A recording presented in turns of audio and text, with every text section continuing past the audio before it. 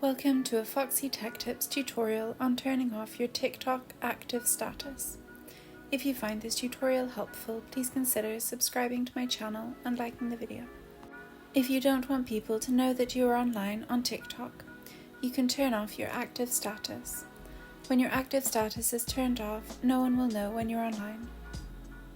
On the TikTok homepage, tap Profile in the bottom right corner. Then tap the three lines button in the top right corner. Tap Settings and Privacy.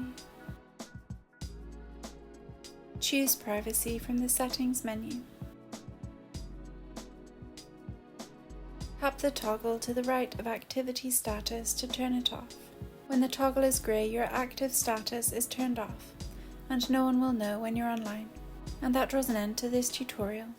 Please like the video if you found it helpful and subscribe to Foxy Tech Tips for more TikTok tips and tricks.